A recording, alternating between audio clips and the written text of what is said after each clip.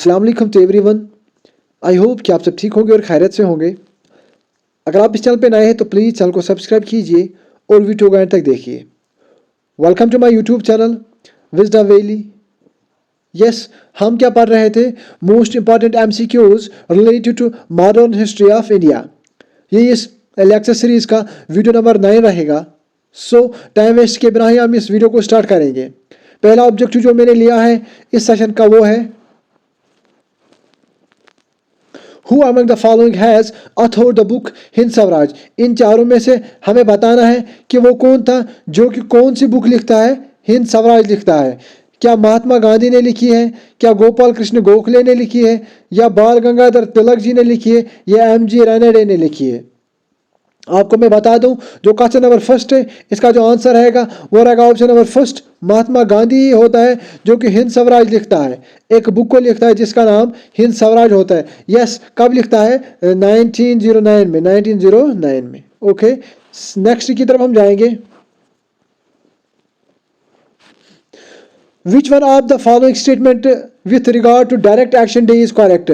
हमें बताना है इन चारों में से कौन सा करेक्ट है, किसके regard? Yes, direct action day के रिगार्डेड। डायरेक्ट एक्शन डे के रिगार्डेड कौन सा ऑप्शन है, कौन सी ऑप्शन इन चारों में से ठीक है, वही हमें बताना है। First option, direct action day was endorsed by the Congress party. Second option, direct action day led to the Bihar riot. Third option, direct action day took place in Delhi. Fourth point, Hasan Suhrawardy president over the direct action day. लेकिन इसका जो answer रहेगा वो रहेगा option number 2। Yes, direct action day regarded किसके है? Yes, ये उस टाइम क्या हुआ है? Led to the Bihar riot. Okay, आपके लिए मैं फिर से रिपीट करूंगा। Which of the following statement is regarded to direct action day correct. So इसका ऑप्शन नंबर 2 रहेगा answer. Direct action day led to the Bihar riot. Okay, next one, The Haripura Congress 1938 remains a milestone in India's freedom struggle because जो Haripura session 1938 में हुआ है ये एक milestone रही है इंडियन फ्रीडम स्ट्रगल की। क्यों? First, the acceptance of the government of India act 1935 by the Congress. Second,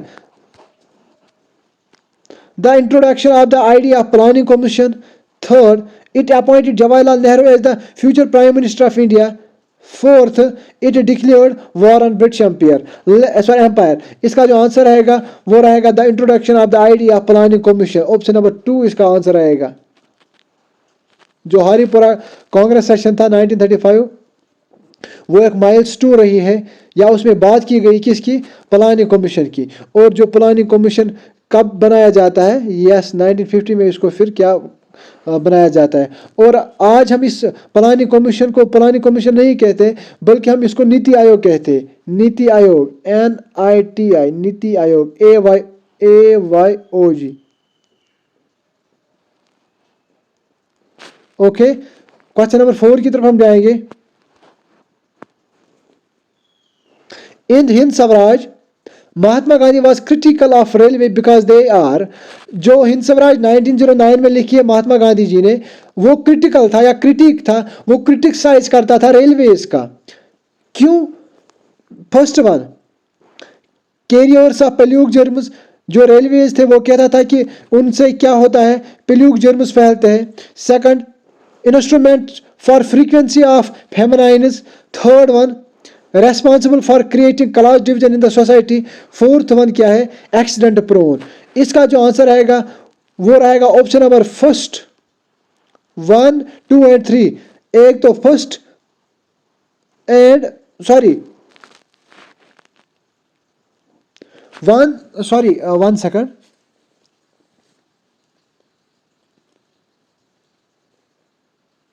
yes, 1, 2 and 3। इसका जो आंसर रहेगा वो रहेगा 1, 2 and 3। Carriers of plague germs, instrument of frequency of famines, and third one है responsible for creating class division in the society. Okay, आप याद रख लीजिएगा। फिफ्थ वन क्या है? Who was the first women president of Indian National Congress. अब हमें बताना है कि वो कौन सी फर्स्ट वुमेन प्रेसिडेंट थी, किसकी, इंडियन नेशनल कांग्रेस की। क्या अरुणा आसिफ अली थी, एनी बेसेंट थी, सरोजिनी नायडू थी, या विजय लक्ष्मी पंडित, थी। इसका जो आंसर रहेगा वो रहेगा ऑप्शन नंबर 2, एनी बेसेंट ही थी, जो कि फर्स्ट वुमेन प्रेसिडेंट रही है इंडियन नेशनल कांग्रेस की। ओके, क्वेश्चन नंबर 6 की तरफ हम जाएंगे। Ramsay MacDonald's communal award gave. जो Ramsay MacDonald's communal award है वो क्या उन्होंने क्या दिया या उसने क्या दिया? क्या separate electorates for depressed classes मांगा, या दिया second reservation to Sikhs in elections, third one communal representation to Muslims, privy purse to native princes. इसका जो आंसर रहेगा क्वेश्चन नंबर 6 का, Ramsay MacDonald's communal award gave, वो उन्होंने दिया या उसने क्या दिया? यस, वो उसने दिया separate electorates for depressed class, या उसने बात की किसकी? Separate electorates for depressed class की। क्वेश्चन नंबर 7 की तरफ हम जाएंगे। Who of the following was known as Deshbandhu. इन चार में से किसको देश बंधु कहा जाता है? क्या ज्योतिबा फूले को कहते हैं, दादा भाई नौरोजी को कहते हैं, चित्तरंजन दास को कहते हैं, जिसको हम शॉर्टली CR दास कहते हैं, फोर्थ वन औरबिंदो घोष को कहते हैं। यस, क्वेश्चन नंबर 7 का जो आंसर रहेगा वो रहेगा ऑप्शन नंबर 3, CR दास, चित्तरंजन दास जी को कहते हैं देश बंधु। क्वेश्चन नंबर 8 की तरफ हम जाएंगे। हु इज नोन एज लोकनायक। लोकनायक किसको कहते हैं? इन चारों में से बताना है कि किसको लोकनायक कहते हैं। क्या बाल गंगाधर तिलक जी को कहते हैं, क्या जयप्रकाश नारायण को कहते हैं, क्या सुभाष चंद्र बोस को कहते हैं, क्या महात्मा गांधी को कहते हैं? क्वेश्चन नंबर 8 का जो आंसर रहेगा वो रहेगा option number 2, yes, Jayaprakash Narayan ही को क्या कहते हैं? लोकनायक। क्या कहते हैं? लोकनायक। ये आप याद रख लीजिएगा। 9th की तरफ हम जाएंगे। वायर वाज आज़ाद हिंद फौज सेटअप। जो आज़ाद हिंद फौज था उसको कहाँ पे सेटअप किया जाता है? क्या जापान में किया जाता है, सिंगापुर में किया जाता है, बर्मा में किया जाता है। बर्मा को हम प्रेजेंटली में क्या कहते हैं? म्यांमार कहते हैं। क्या इंग्लैंड में सेटअप किया गया? कौन सा? यस, आज़ाद हिंद फौज। इसका जो आंसर रहेगा वो रहेगा ऑप्शन नंबर 2, सिंगापुर में क्या हुआ? आज़ाद हिंद फौज को क्या किया गया? सेटअप किया गया। क्वेश्चन नंबर 10 की तरफ हम जाएंगे। 10th वन जो मैंने लिया है आपके लिए वो है भगत सिंह। ये आप याद रख लीजिएगा, ये आप डबल ट्रिपल स्टार में रख लीजिएगा, क्वेश्चन एग्जाम में बन सकता है। Bhagat Singh, Rajguru and Sukhdev were hanged on. इनको कब फांसी दी गई? किन किन को? यस, किसको? भगत सिंह को, राजगुरु को एंड सुखदेव साहब जी को। क्या मार्च 23 1934 में दी गई? क्या मार्च 23 1932 में दी गई? मार्च 23 1933 में दी गई, या मार्च 23 1931 में दी गई? इसका जो आंसर रहेगा वो रहेगा ऑप्शन नंबर 4, मार्च 23 1931 में क्या हुआ? यस, भगत सिंह, राजगुरु एंड सुखदेव जी को क्या किया गया? फांसी दी गई। ओके, क्वेश्चन नंबर 11 की तरफ हम जाएंगे। Who of the following shot dead Michael O'Dyer responsible for Jallianwala Bagh massacre? अब जो माइकल ओडायर होता है इसको कौन मारता है या इसको कौन गोली मारता है? ये वही माइकल ओडायर होता है जो कि रेस्पॉन्सिबल होता है, यस, जलियांवाला बाग मैसेकर के लिए। कौन इसको गोली मारता है? क्या उधम सिंह मारता है, जवाहरलाल नेहरू जी मारता है, महात्मा गांधी जी मारता है, या BR अम्बेडकर जी मारता है? इसका जो आंसर रहेगा वो रहेगा ऑप्शन नंबर 1, उधम सिंह ही होता है जो कि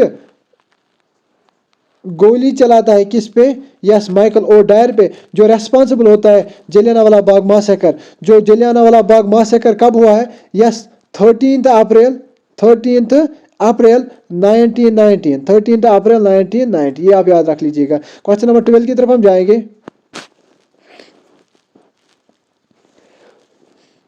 Who among the following Urdu poets was invited to the second and third round table conference?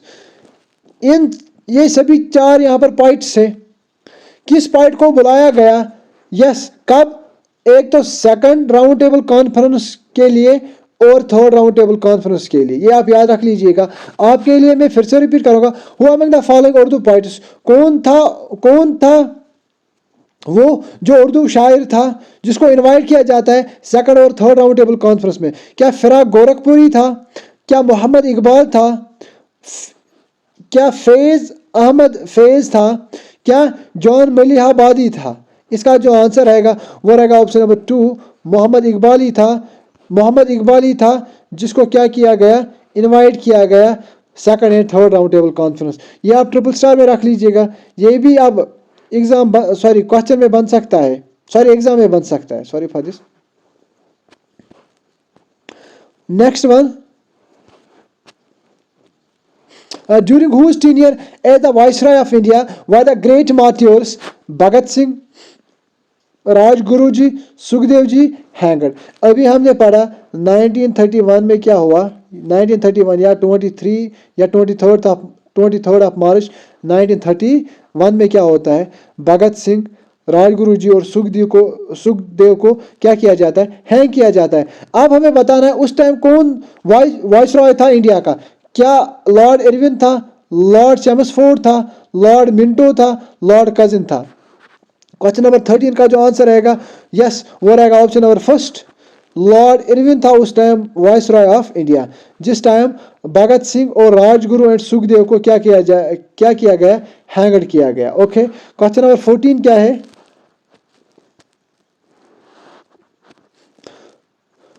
During Indian freedom struggle, which one of following happened earliest? अब हमें बताना है इनमें से पहला कौन सा एक्ट या कौन सा सेशन हुआ है इंडियन कांग्रेस का या इंडियन नेशनल कांग्रेस का? या आपके लिए फिर से रिपीट करूंगा, इन चार में से हमें बताना है सबसे पहले कौन सा हुआ है इसमें या क्या हुआ है। गांधी इरविन पैक्ट हमें पता है 1931 में हुआ है, गांधी इरविन पैक्ट 1931 में हुआ है। त्रिपुरा सेशन हुआ है 1939 में। ओके, और जो गया सेशन है कांग्रेस का वो हुआ है 1922 में। साइमन कमीशन हमें पता है 1927 में। अब आप ही यहाँ पर दिमाग लगाइएगा कि कौन सा पहले हुआ है, क्या 1931 में, 1939 में या 1922 में? यस, 1922 में त्रिपुरा सेशन हुआ, या सबसे पहले मैं आपको ये बताऊं कि सबसे पहले यही हुआ है, फिर हुआ है साइमन कमीशन, फिर हुआ है गांधी इरविन पैक्ट, फिर हुआ है त्रिपुरा सेशन ऑफ कांग्रेस। लेकिन इसका जो आंसर रहेगा वो रहेगा ऑप्शन नंबर थर्ड, गया सेशन ऑफ कांग्रेस। सॉरी, मैंने अभी त्रिपुरा कहा, त्रिपुरा 1939 में हुआ है, गया सेशन 1922 में हुआ है। ओके, इसका जो आंसर रहेगा क्वेश्चन नंबर 14 का वो रहेगा yes, option number third. Okay, I am sorry for these mistakes, actually मेरी तबीयत थोड़ा खराब है आज and I am sorry for this. So last question जो मैंने लिया है इस सेशन का वो है the Rani Jhansi regiment, the women's regiment of Azad Hind Fauj was under whose command? अब हमें बताना है जो रानी झांसी रेजिमेंट था जिसको हम the women's regiment of Azad Hind Fauj था वो किसके अंडर काम करता था? Annie Mascarene, yes, Lakshmi Sahgal, Annie Besant, Usha Mehta. इसका जो आंसर रहेगा वो रहेगा option number first, Annie Mascarene थी जिसके अंडर आज़ाद हिंद फौज था या women's regiment of Azad Hind Fauj था। ओके, इसको भी आप डबल ट्रिपल स्टार में रख लीजिएगा, ये भी बन सकता है, ये भी इंपॉर्टेंट है related to exam point. Okay, and it last, अगर आपको ये कंटेंट मेरा आपके लिए अच्छा लगता है सो प्लीज़ चैनल को सब्सक्राइब कीजिए। थैंक्स।